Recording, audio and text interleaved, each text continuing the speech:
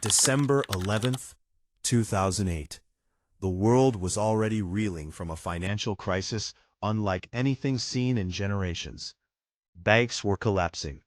Businesses were shutting down. Millions of people were watching their savings disappear overnight. But hidden beneath the chaos was an even bigger shock. A secret. One that had been growing quietly for decades. A secret worth billions of dollars. And at the center of it all stood a man whom almost everyone trusted. His name was Bernie Madoff. He wasn't some shadowy criminal operating from a basement. He wasn't a hacker. He wasn't a gang leader. He was one of the most respected figures on Wall Street. A man whose reputation seemed untouchable. Investors loved him. Banks trusted him. Charities depended on him. Celebrities wanted access to him. Some people even considered it a privilege to invest with him. But behind the polished image, behind the expensive suits and the reputation of success, a massive deception was unfolding. For years, warning signs appeared. Experts questioned the numbers. Analysts raised concerns. But nobody could imagine the truth. When that truth finally emerged, it would expose one of the largest financial frauds in history. An empire built not on investment genius, but on lies. This is the story of Bernie Madoff, the man who stole billions, and the fraud that shocked the world.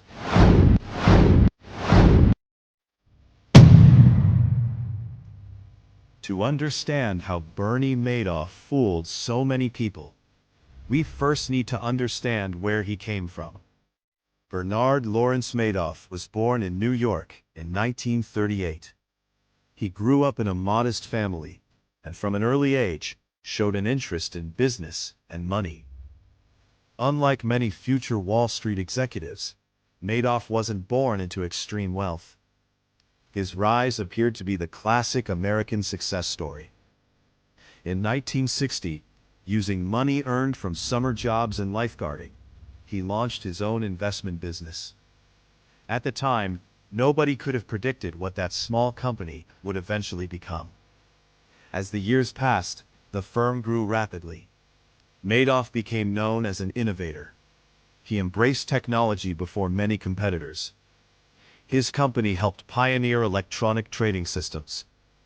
In an industry often resistant to change, Madoff appeared ahead of the curve. Success followed. More clients arrived, more money flowed in, and his reputation continued to rise.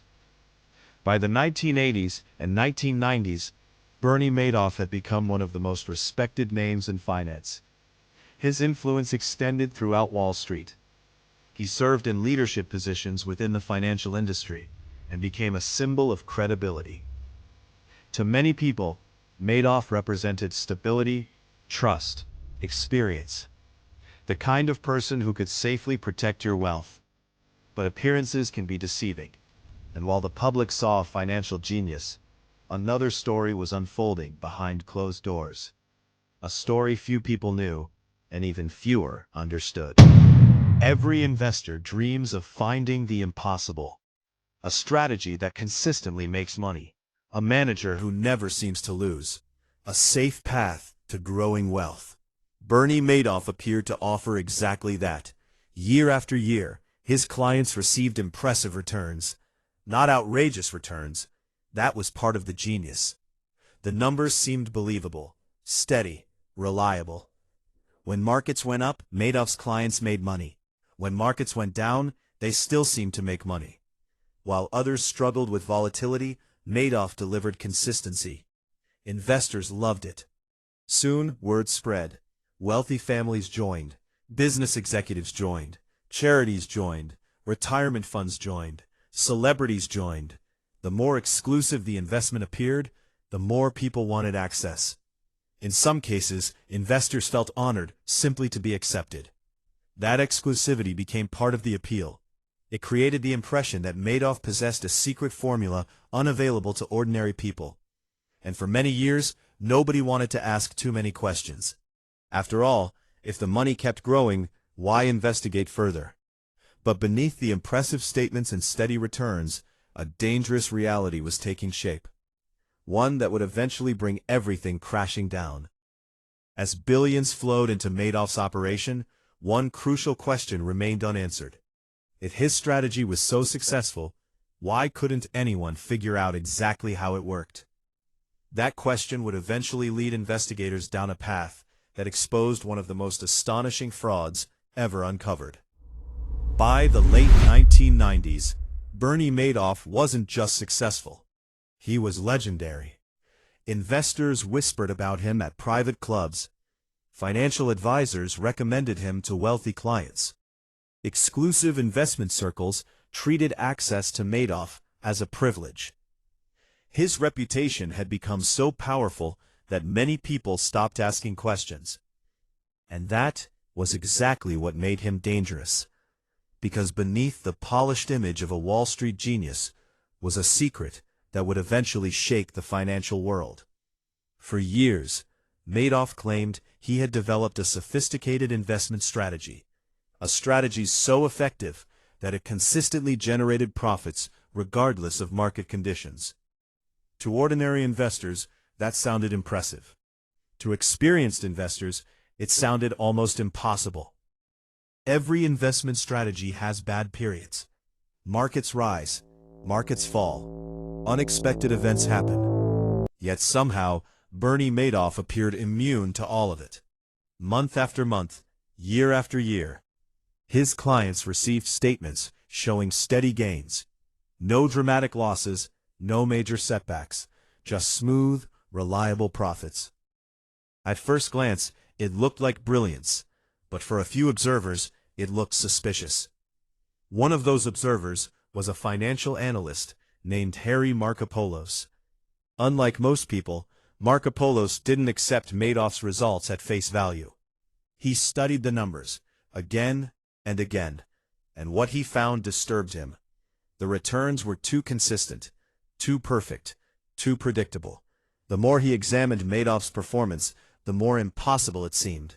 Markopolos later compared the situation to finding a baseball player who hit a home run every single game for years. At some point, you stop believing it's talent. You start wondering if something else is happening. Yet despite his concerns, very few people listened. Why? Because Madoff had something more powerful than evidence. He had trust. Trust built over decades. Trust built through reputation. Trust built through status. When a respected figure says something is true, people often stop verifying it for themselves. That psychological advantage became one of Madoff's greatest assets. Struggled to gain attention. New investors continued pouring money into his business. Millions became billions. Billions became tens of billions. The machine kept growing. But here's the shocking part. The money wasn't being generated through a revolutionary investment strategy. In many cases, there were no legitimate investments producing those returns at all. The operation worked because new investors constantly brought fresh money into the system. That new money was then used to pay earlier investors. The illusion continued because everyone believed the profits were real. As long as enough people kept investing, the deception could survive. It was a structure that appeared stable from the outside, but underneath, it was incredibly fragile, like a skyscraper built on sand. The moment investors began demanding large withdrawals, everything would collapse, and Bernie Madoff knew it. Every day, he faced a terrifying reality. The scheme had become too large to stop. Too many people were involved. Too much money had been promised. The fraud now had a life of its own, and with every passing year, the risk grew larger. But there was another problem. Someone kept trying to expose him. Someone who refused to give up. Someone who repeatedly warned authorities that the numbers didn't make sense. For years, those warnings were ignored. That decision would prove incredibly costly. Because while regulators looked the other way, Bernie Madoff's empire continued expanding. And the eventual collapse would become far bigger than anyone could imagine. The question was no longer whether the fraud would fail. The question was when. And when that moment finally arrived, billions of dollars would vanish almost overnight. In every major fraud story, there comes a moment when someone sees the truth. A detail that doesn't fit, a number that doesn't make sense, a question nobody else is asking. For Bernie Madoff, that person was Harry Markopolos. And if the warnings had been taken seriously, billions of dollars might have been saved. The story began in 1999. Markopolos was working as a financial analyst when he was asked to do something simple: figure out how Bernie Madoff was generating such remarkable returns. At first, it seemed like a routine assignment: study the strategy, analyze the performance, understand the secret. But as Markopolos dug deeper, confusion turned into disbelief. The numbers didn't work. No matter how many calculations he performed, he couldn't replicate Madoff's results. The returns weren't just impressive, they were statistically extraordinary. In some cases, they appeared impossible. Most investors experience periods of success and failure. Even the greatest traders in history lose money. Markets are unpredictable. Risk is unavoidable. Yet Madoff's performance seemed almost immune to reality. Every month looked good. Every year looked stable. The results appeared almost engineered, and that terrified Markopolos. Because in finance, perfection is often a warning sign. The more he investigated, the more convinced he became that something was seriously wrong. Eventually, he reached a startling conclusion. Bernie Madoff wasn't simply exaggerating his abilities. In Markopolos's view, the operation was likely a massive fraud. But proving it would be another matter entirely. Madoff wasn't an unknown businessman. He was one of the most respected figures on Wall Street, a man connected to powerful institutions, a man whose reputation had been built over decades.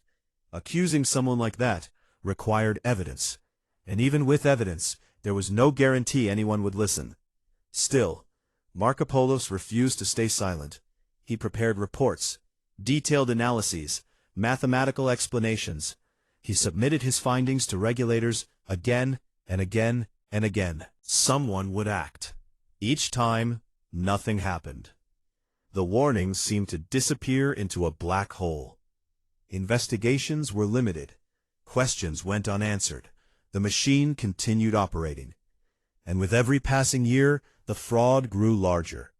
Imagine the frustration. Imagine watching what you believe is a financial time bomb getting bigger every day. Imagine telling authorities exactly where the danger is located, and then watching them walk away. That was the reality Markopolos faced. Years passed. The economy expanded. Investors continued arriving. Many of them had no idea that concerns were being raised behind the scenes. To them, Bernie Madoff remained a trusted financial genius. The image never cracked. The illusion remained intact. Meanwhile, billions more dollars flowed into the operation. Money from retirees, money from charities, money from business owners, money from families trusting that their savings were secure. The stakes kept growing, and so did the potential damage. What made the situation even more dangerous was that success itself became evidence in Madoff's favor. People reasoned that if something was wrong, regulators would have stopped it. If something was wrong, somebody important would have exposed it. If something was wrong, surely the system would catch it. But the system wasn't catching it. The system was failing. And every day that passed made the eventual collapse more devastating. Years later, many people would ask the same question: how could this have happened? How could one of the largest frauds in history operate in plain sight? The answer wasn't simple. It involved trust, reputation, human psychology, institutional failures, and a financial world that often preferred comfortable answers over uncomfortable truths. But even as warnings went ignored, another threat was approaching. A threat no one could control. Not regulators, not investors, not even Bernie Madoff himself. In 2008, the global financial system began to crumble. Banks collapsed, markets crashed.